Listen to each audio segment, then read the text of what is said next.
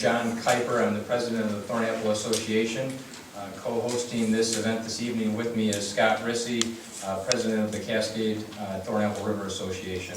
And we both thank you for taking some time out of your evenings to be here.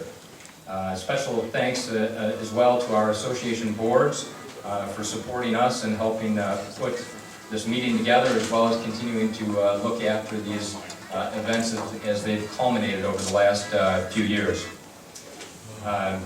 Also, thank you to the Gerald R. Ford International Airport, as well as the DEQ for being here. Thank you specifically to a lot of political leaders and figures that are here as well.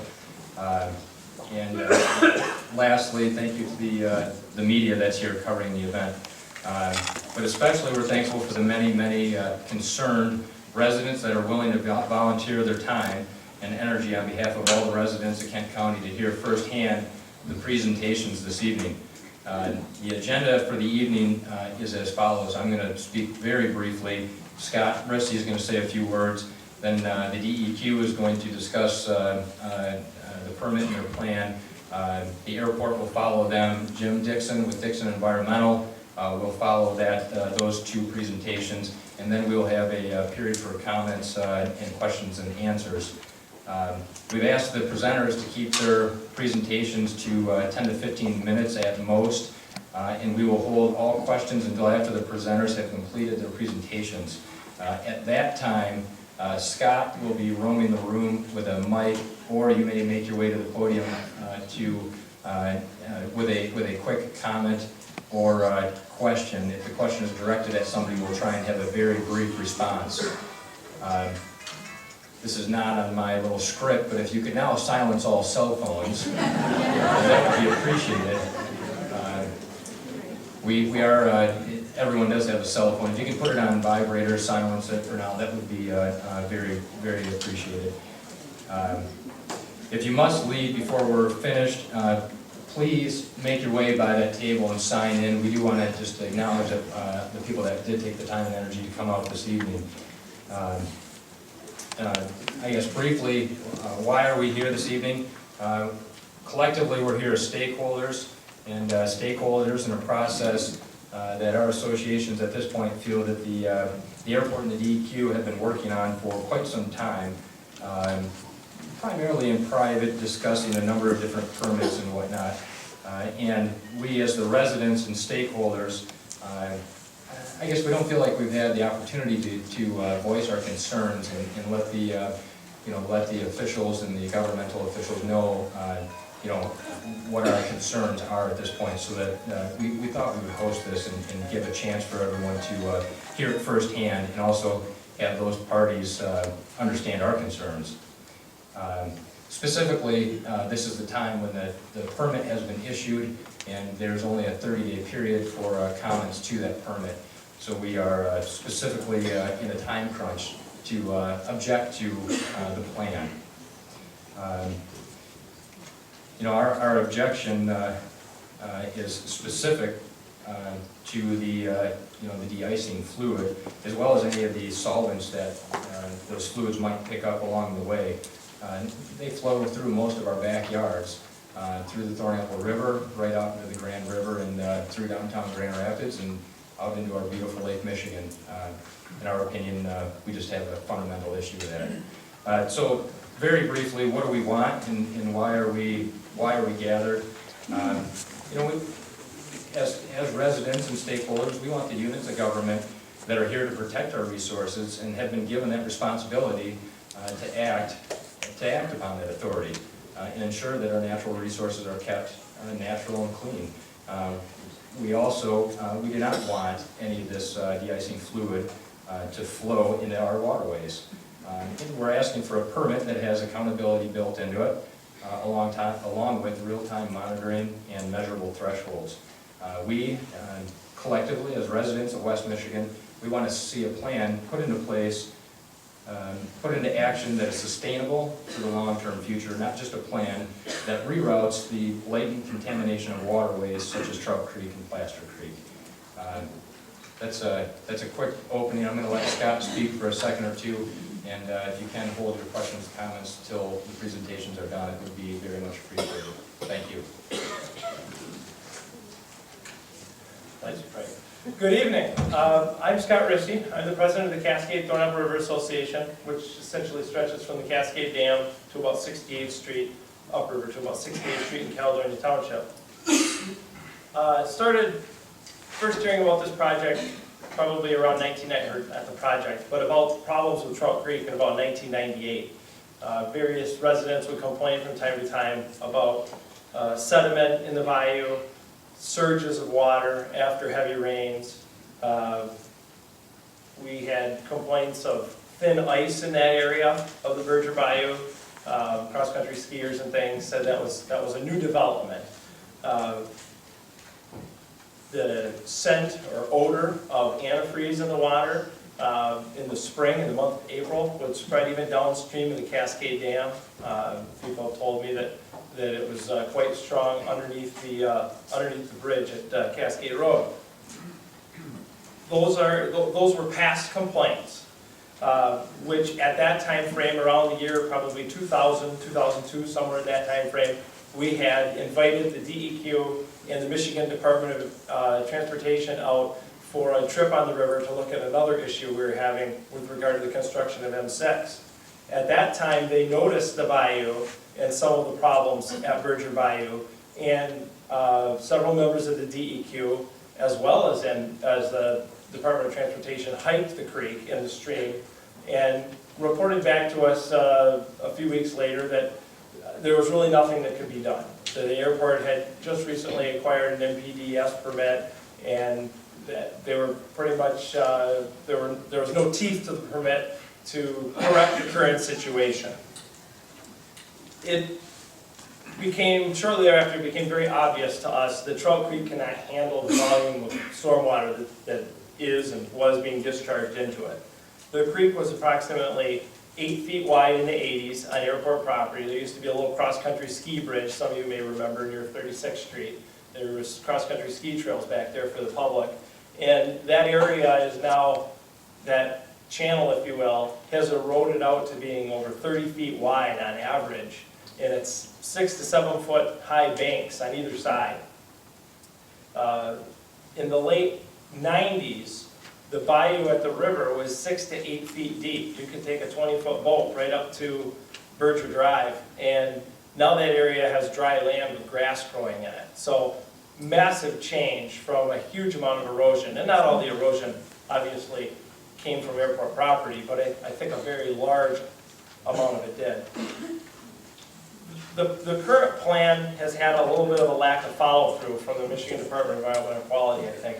The plan is kind of just to cut and run from Trout Creek with no restoration in plan. And I don't think that's acceptable. There's no guarantee that we won't relive this same pattern in the river.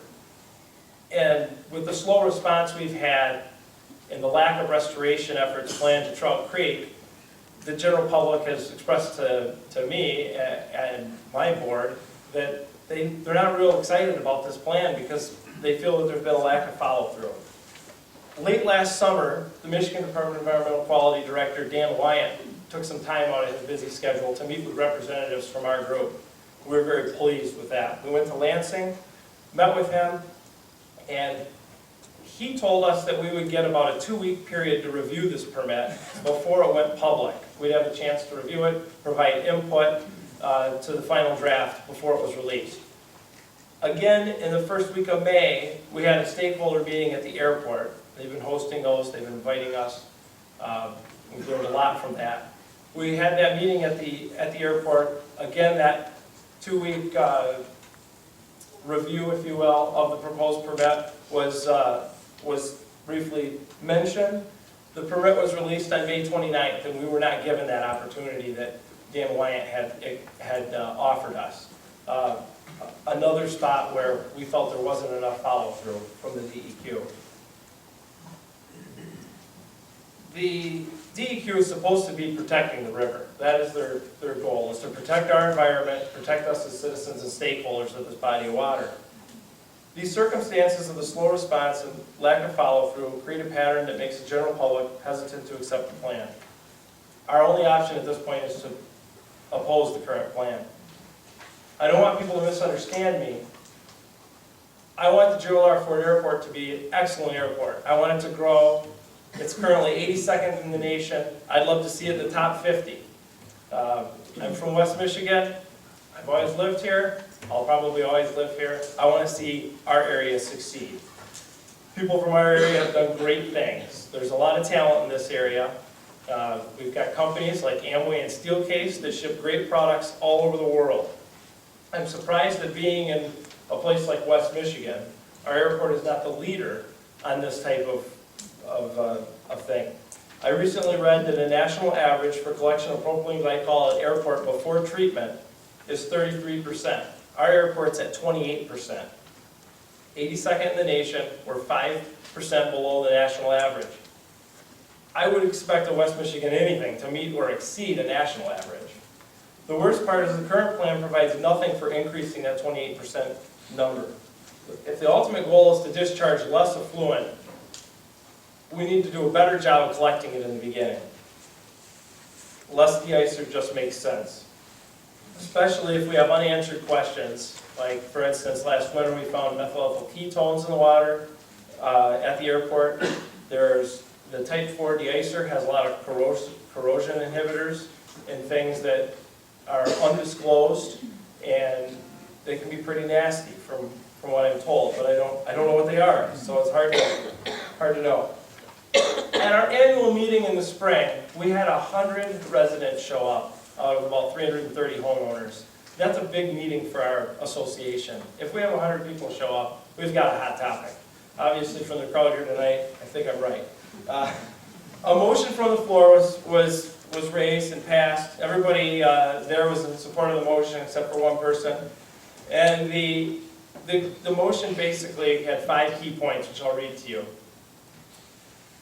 Oppose the current plan was number 1. Number 2, build at least one centralized de-icing pad with the best technology available and have commercial passenger lines use it immediately. If a pipe has to be built, make sure the new system is transparent. Create a baseline study of the river, checking for metals and things that could be deposited there, including topography, and third-party real-time monitoring that alerts you immediately if there is a problem. A point of open water at the golf course would be an excellent way to create transparency, and with an aerated pond, you would create efficiency of the current design. Request the township to be an active participant, and the 5th thing was restoration of Plaster Creek and Trout Creek. I'm not familiar with Plaster Creek, but those were the 5 points that were brought up. I guess my question is, would the proposed treatment system clean the discharge water enough that perhaps it can be sent to a treatment plant? Other airports that don't have rivers can't just route it to the nearest stream. This style of treatment system has been used at other airports in the nation, many of which use the system as a secondary system, not a primary means. So they would combine it with a centralized de-icing pad or a wastewater treatment plant. We want the airport to grow. We want a prosperous West Michigan. We also want a clean river and streams. So we want to keep Michigan pure. And I just wanted to convey the thoughts of what my members and the board had expressed to me at my annual meeting. And I want to extend a thank you to everybody that's come. We have distinguished guests from state government all the way down to the airport, and to Cascade Township for hosting us tonight. With that being said, I'm going to give the floor over to Phil Ardroff from the Michigan Department of Environmental Quality. And I think he's going to talk a little bit about the permit process, and then from him, the airport will start their presentation. Thank you, Scott. And as a reminder, if we can keep the presentations as quick as possible to get the questions from the answers. Sure. Thank you. Well, it's really nice to be here tonight, and I appreciate being in front of so many people that are concerned about our water environment. We take this as a very serious issue. We take our permitting process as a very serious issue. With me also are Sean Seitz, he's a senior permit writer with our Water Resources Division. He's the one that drafted this permit. And also Ryan Grant. He's the chief compliance person in the district office for this facility, and they have a lot of familiarity with this facility as well. Briefly, it was mentioned that this is an issued permit. It's not. It's on public notice for your comment, and that's why we're here tonight.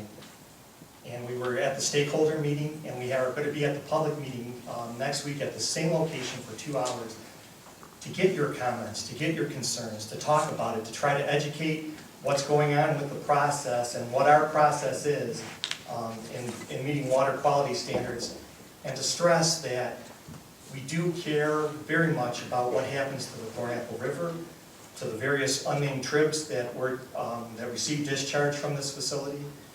And the process was a detailed process for the last year and a half. We met with the watershed groups in the early part, I believe, of February of 12. We got their concerns, some of their concerns. We received letters from many of you, and we appreciate those letters. We received phone calls from many of you, and we received those, and we appreciate those as well. Basically, so this permit is on public notice. It's a proposed permit. It's available for public comment. You can submit emails. You can come next week. I would appreciate it if everyone came next week. It's going to be a more detailed presentation. All our experts that worked on the modeling, the biological aspects of the permit, the compliance aspects will all be present and be able to present and ask questions and answer questions and discuss it. This permit's on public notice as of 5/29. It comes off of public notice on 6/28, so it's really important to look at it now. It's a draft permit. It's not issued. It's a modification of an existing permit. There'll be a public meeting next Thursday night in this room at 6:30 to 8:30. The public meeting will be about a half-hour presentation and then an hour and a half of comments, discussions. You can make statements. We'll listen to all of those comments, and we'll evaluate all those before we issue the modification. We'll provide a responsiveness summary before we issue the modification, and we appreciate all input. NPDES permits are based on two things. One is, it's called categorical standards. It's treatment-based requirements for a category of industry. So a municipality has to meet certain requirements. A steel mill has to meet certain requirements. A paper company has to meet certain requirements. Those are established by the EPA. After that, we look at water quality standards. What protects the designated uses in the receiving stream? In the Thornapple River, it's a warm water stream, it's a warm water fishery. There's agricultural uses for the water. There's industrial uses for the water. There's full body contact protection, swimming, fishing. So we have to look at all these different aspects when we establish a permit. The previous permit called for the elimination of the biofilm issue in the unnamed trib, I think it was called Trout Creek, where outfall 001 discharged. That was the driver for what we received in terms of an alternative evaluation. It required the airport, the GFIA, to evaluate all options to eliminate those biofilms that existed in that unnamed trib. They went through and evaluated various alternatives, and one of the alternatives was diversion to the Thornapple River. When they said that they wanted to divert to the Thornapple River, it's our obligation to go through and make sure that effluent limits are established on that outfall that will protect all those uses that we talked about, will meet water quality standards. So we went through, we had our best modeler work on it, assumed very conservative assumptions, and I think the airport can attest to us being very detailed in our review of that application. We spent a lot of time and we used conservative flows, very, very low drought flows coming in on the Thornapple. And we evaluated the whole range of discharge flows from that. We looked at conservative assumptions on the river about ice cover, which means that air can't get into the river, and it would be more dramatic, a stronger effect on dissolved oxygen from the discharge. And we look at propylene glycol, and based on that, it's a food source. It's a food source to the river, microorganisms, and it takes the dissolved oxygen from the river. That's the key component we looked at. And based on the modeling we did, we established effluent limits that weren't in the current permit. It all discharged to this watershed, but we evaluated what should be the effluent limitations to protect water quality standards. We establish those on a conservative basis to meet our water quality standards. And then based on that, the airport, and this is one of the reasons I do believe that the airport determined that treatment was necessary. So right now, there's no treatment. What's going to happen now because of this evaluation process and the permit that's drafted that you can review is that there will be treatment provided for the ADFs that are discharged. And we believe that the limits that are established in this permit will protect water quality standards, primarily the warm water DO standard, the dissolved oxygen standard in stream. There's a lot of things that you'll see in the permit as well, and we can talk about them next week, and I hope everyone's there. It's evaluations of what happens to the bioslimes in the unnamed trib, what happens to if any bioslimes form in the Thornapple River based on this discharge. So there's protections that are written into the permit that require evaluations of these, and we can act then on the permit if we see any of these things. We can also act in the future on a permit, this permit, based on violations, any violations of the effluent limits that are established in the permit. Right now, there's not effluent limits that protect the dissolved oxygen standard downstream. In this draft permit, you'll see those in the outfall to the Thornapple River.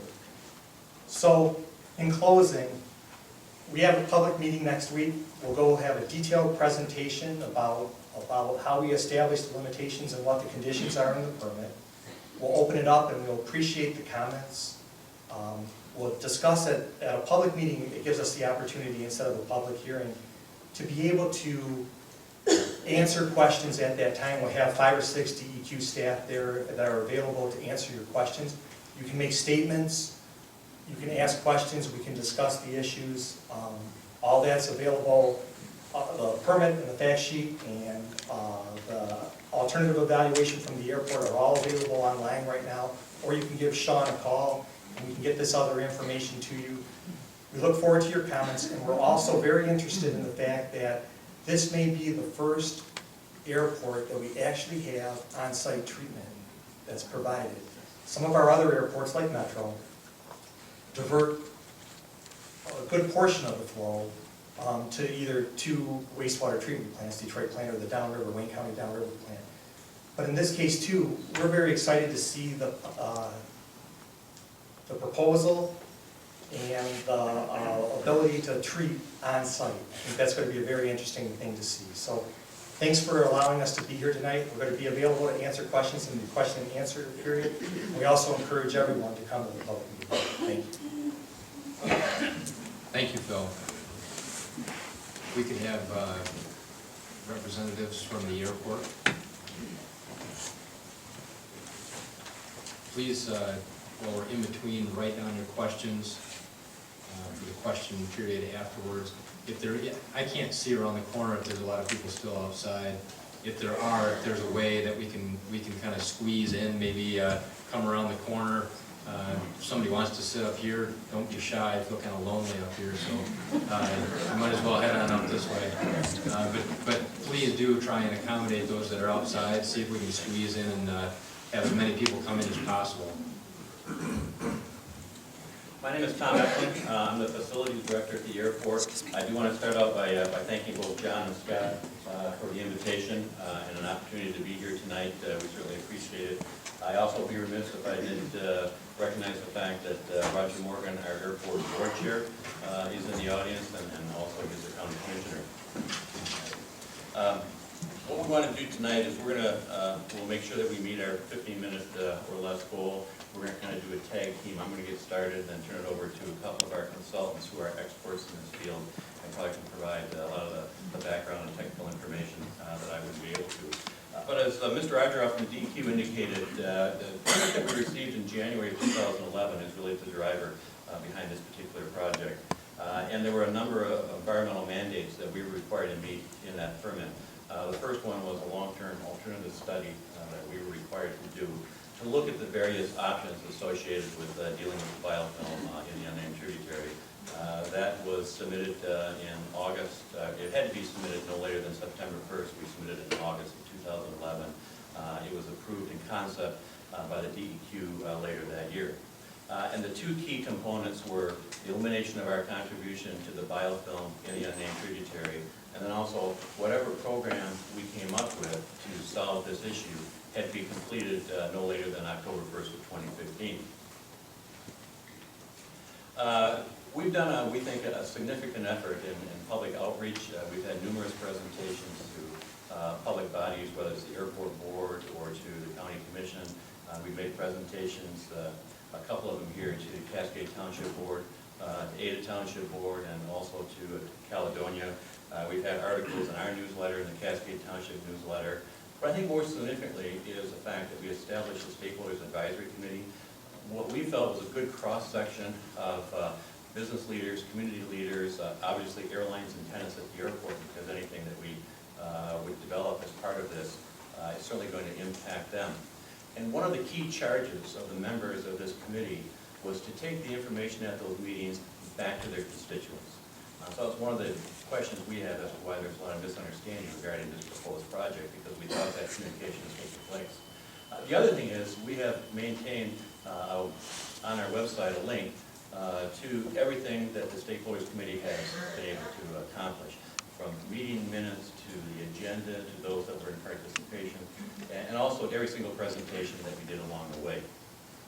I do also want to indicate, before I pass it on to one of our consultants, is we're going to have a handout available at the end of the meeting for everyone, one-page handout, which is a quick summary of some of the key and salient facts that we're going to be showing tonight. And with that, I'd like to turn it over to Jim Bays. Jim Bays is with CH2M Hill and is really one of the leading experts in the area of natural treatment systems and has been working with us on this project.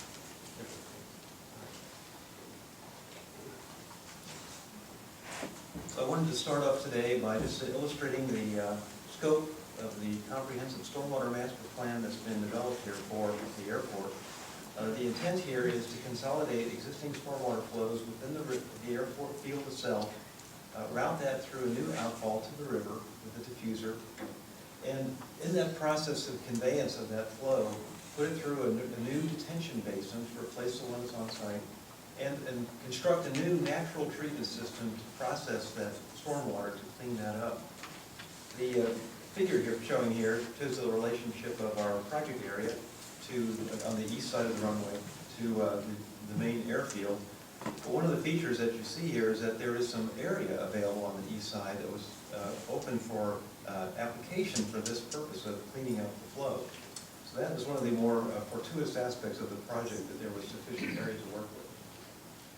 As the water will do, it will have to run downhill, and that's the case here at this airfield. It has to go from the airfield down to the river anyway. So the stormwater conveyance provides an opportunity for treatment using a natural system where gravity is the primary motive force to move the water completely without extra energy downhill. But our configuration is that the flow coming from the airfield goes through a new detention basin to store that, equalize the flows, and then distribute the flow through a series of steps of constructed subsurface media bed basins as the water moves downhill. Each of these media basins will be pulsed with water, fed with the stormwater, and it'll be for the natural treatment to take place. That flow is then collected at the bottom through a final channel and then fed to a pipe that leads down to the river. The opportunity here is that we've got to go downhill anyway, so let's use that opportunity to clean up the water on the way. Now, this is a cutaway view